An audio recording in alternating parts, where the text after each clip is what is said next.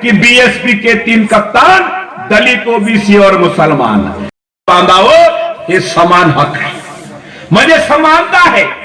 आणि समान न्याय म्हणजे काय आहे मित्रांनो? आसाराम बापूने एका मुलीवर बलात्कार केलं आणि तो बलात्काराच्या सजेमध्ये जेलामध्ये आहे, तर बाबासाहेबांच्या संविधानामुळे मिळाली, अन्यथा आसाराम बापू जेलात नसतात. समान व्यवस्था काय आहे?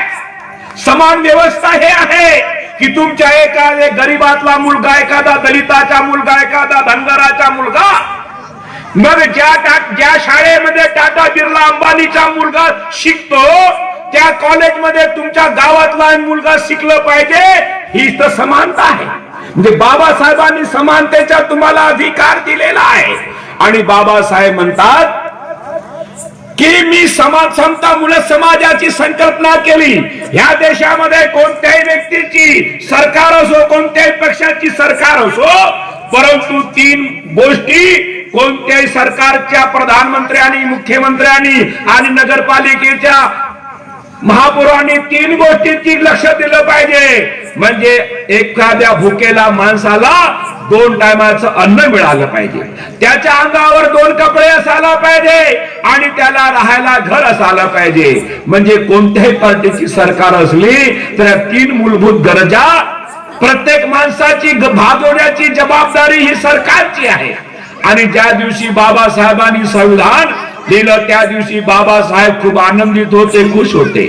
आपल्या घरच्या दिल्लीच्या बंगल्यामध्ये सायंकाळी 5 वाजता चहा पेत बसले होते. डॉक्टर आचार्य कृपलानी काँग्रेसचे एक मोठे नेते होते. डॉक्टर आचार्य कृपलानी हे काँग्रेसचे मोठे नेते होते. बाबासाहेबांच्या घरी गेल्यानंतर म्हणतात की डॉक्टर आंबेडकर आज खूप आनंदित आहात, काय गोष्ट आहे? तुमची वर्तमान पत्रामध्ये मोठ्या मोठ्या फोटो छापून आले, तुमच्यावर अग्रलेख लिहिण्यात आले, म्हणून तुम्ही आनंदित आहात. बाबासाहेब म्हणतात ही छोटी गोष्टी आहे. दुसरा प्रश्न करतात डॉक्टर कृपलानी की पंडित जवाहरलाल नेहरू, डॉक्टर राजेंद्र प्रसाद आणि सारी मंत्रिमंडळाने तुमची खूप स्तुती केली, म्हणून तुम्ही आनंदित आहात. बाबासाहेब म्हणतात हे त्याच्यापेक्षाही लहान गोष्ट आहे. मग कृपलानी म्हणतात की मोठी गोष्ट काय आहे डॉक्टर आंबेडकर? बाबासाहेब म्हणतात की 5000 वर्षापासून या देशातला आदिवासी, दलित, ओबीसी समाज, अल्पसंख्याक, शीख, मुस्लिम समाजाचा हा गरीब, शोषित, पीडित माणूस हा 5 वर्षापासून युद्ध हारत आहे. माझ्या समाजाची दशा कुत्र्या मांजरापेक्षा हीन आहे आणि माझ्या समाजाच्या माणसाला मी असं हत्यार दिलेलं आहे जे मताच्या माध्यमातून जो त्या दिवशी चालवणं शिकेल त्या दिवशी या देशामध्ये माझ्या समाजाची, लोकांची सरकार येईल. तेव्हा कृपलानी म्हणतात की डॉक्टर आंबेडकर कोणत्या समाजाची गोष्ट करता? अरे हा तुमच्या अनपढ झायला पण गावाल समाज ज्याला चंद पैशामध्ये आम्ही विकत घेऊ शकतो. बाबासाहेब म्हणतात कृपलानी तू माझ्या समाजाच्या लोकाला अनपढ झायला पण गवार म्हणतोय. ज्या दिवशी मताची ताकद हा समजेल त्या दिवशी तुझ्या काँग्रेसचा पैसा काम करणार नाही. तुझा नेता दर होटाची भीक मागेल पण काँग्रेस खत्म होताना दिसणार आहे. आज राहुल गांधी दर भटकत आहे, पुऱ्या देशातून काँग्रेस खत्म होत आहे. बाबासाहेब त्या दिवशी बोलले होते. आणि बाबासाहेब काय बोलले होते? ज्या आणि आपल्या घराच्या भिंतीवर लिहून ठेवा तुम्हाला या देशाची शासन करती जमात बनायची आहे. म्हणजे काय? दलितांच्या, आदिवासींच्या, ओबीसीच्या घर नव्हते, झुग्गी झोपडीमध्ये राहणारा आमचा समाज. पण त्यावेळेस बाबासाहेब बोलले होते ज्या आणि आपल्या घराच्या भिंतीवर लिहून ठेवा तुम्हाला देशाची शासन करती जमात बनायची आहे. मित्रांनो, बाबासाहेबांचा स्वप्न अजूनही अधुरी आहे. आज या देशामध्ये बाबासाहेबांच्या स्वप्न पूर्ण होण्याचं काम अजूनही अधुरे आहे, हे लक्षात असलं पाहिजे. आणि बाबासाहेब म्हणत होते ऐ मेरे बहुजन समाज के लोगों, मेरे जीते जीतो क्या मेरे मरने के बाद में भी कांग्रेस के 4 आने के सदस्य मत बनना. मित्रांनो, तुम्हाला सांगण्याची गरज ही आहे की मताच्या माध्यमातून आम्हाला हक अधिकार मिळले पाहिजे. परंतु या 70 वर्ष झाले या देशामध्ये, 70 वर्ष स्वातंत्र्याला झाले, 50 वर्ष काँग्रेसची सरकार राहिली, परंतु दलितांच्या, ओबीसींच्या प्रश्न जशाच्या तसा आहे. आज बॅकलॉग भरला जात नाही आहे, नोकरीचा प्रश्न आहे, शेतकऱ्यांचा प्रश्न आहे, शेतमजुरांचे प्रश्न आहेत. अलटून पलटून काँग्रेस बीजेपीची सरकार येते. परंतु मित्रांनो, हे फक्त वादे करतात आणि निवडणूक झाले की विसरून जातात. मित्रांनो, मी तुम्हाला सांगू इच्छितो की ज्या वेळेस 1990 मध्ये या देशाचे प्रधानमंत्री व्हीपी सिंग जेव्हा बनणार होते, तेव्हा बहनजीकडे आणि साहेब कामशीरामजीकडे व्हीपी सिंग आले आणि त्यांनी सांगितलं, मी या देशाचा प्रधानमंत्री बनणार आहे, तुम्ही मला सपोर्ट करा. त्यावेळेस बहुजन समाज पक्षाचे 3 खासदार होते. त्यामध्ये परम आदरणीय बहन कुमारी मायावतीजी होत्या आणि बहनजीकडे जेव्हा व्हीपी सिंग जे गेले तेव्हा त्यांनी सांगितलं की तुमच्या पक्षाच्या मला समर्थन पाहिजे. मित्रांनो, बहन कुमारी मायावतीजीने त्यावेळेस 3 कंडिशन ठेवल्या, 3 शर्ती ठेवल्या. 3 शर्त कोणती होती? पहिली शर्त होती की परमपूज्य डॉक्टर बाबासाहेब आंबेडकरांना भारतरत्न पुरस्कार देण्यात यावा.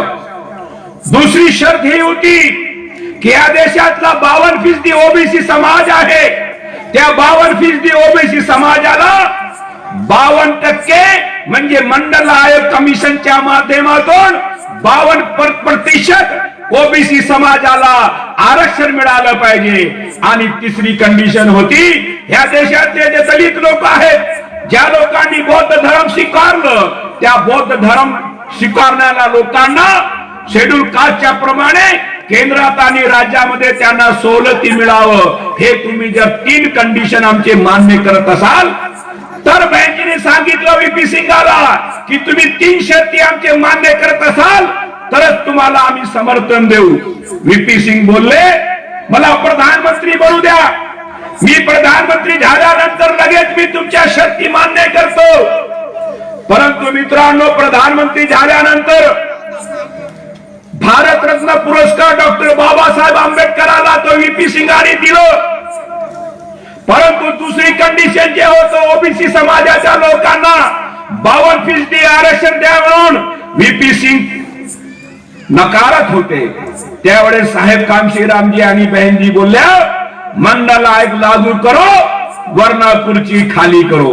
म्हणजे या देशामध्ये मंडल आयोगाच्या शिफारशीच्या माध्यमातून 3743 जातीमध्ये विभागलेला गेलेला हा ओबीसी समाजाला खऱ्या अर्थानं मंडल आयोगाच्या माध्यमातून 52% आरक्षण मिळाला पाहिजे होतं. परंतु व्हीपी सिंग सरकारने 27% आरक्षण दिलं. आणि मित्रांनो, आज जो 27% आरक्षण ओबीसी समाजाला जे मिळत आहे ते भारतीय जनता पार्टीची देण नाही, ते काँग्रेसची देण नसून बहुजन समाज पक्षाची देण आहे. बहुजन समाज पक्षाच्या माध्यमातून आज ओबीसी समाजाला 27% आरक्षण मिळत आहे. बौद्ध समाजाच्या लोकांना जे शेड्यूल कास्टच्या सवलती मिळत आहेत ते बहुजन समाज पक्षाच्या माध्यमातून मिळत आहे. म्हणजेच बहुजन समाज पक्षाचा जो नारा है, बीएसपी के 3 कप्तान, दलित, ओबीसी और मुसलमान. 2014च्या निवडणुकीमध्ये सन्माननीय मुख्यमंत्री, सन्माननीय प्रधानमंत्री तुमच्या क्षेत्रामध्ये येऊन मोठे मोठे वादे केले. काय केलं?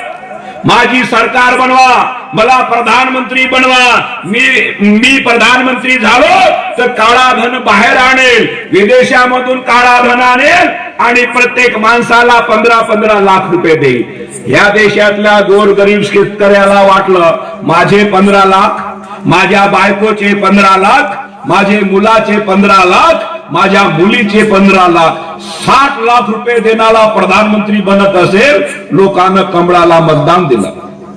प्रधानमंत्री नरेंद्र मोदी झाले आणि भारतीय जनता पार्टीचे राष्ट्रीय अध्यक्ष म्हणतात, अमित शाह जी म्हणतात ये तो चुनावी जुमला था, चुनाव में बोले हुए वादे पूरे थोड़ी किए जाते हैं. मित्रांनो, 15 लाख रुपयाचा भरोसा दिलो पण 15 रुपये ही तुमच्या खात्यात आले नाही. रात्री 8 वाजता हनुमानासारखे प्रगट झाले आणि सांगितलं नोटबंदी झाली, आजपासून तुमचे रुपये कागद झाले. मित्रांनो, मी तुम्हाला सांगू इच्छितो की त्या मुला मुलींचे गरिबांचे लग्न होते उद्या सकाळी ज्यांचे लग्न होते पैसे अभावी लग्न तुटण्यात आले, लग्न मोडले. ज्या गरीबाचे मुलं दवाखान्यामध्ये भरती होते इलाज करण्यासाठी, पैशाच्या अभावी लोकांचे मुलं मरण्यात आले.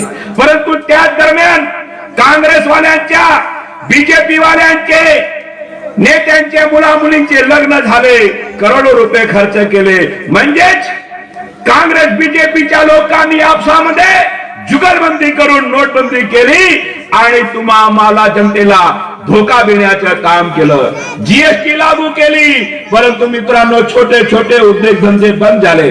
जेव्हा महाराष्ट्रामध्ये विधानसभेच्या निवडणुका होत होत्या त्यावेळेस भारतीय जनता पार्टीच्या लोकांनी नारा दिला.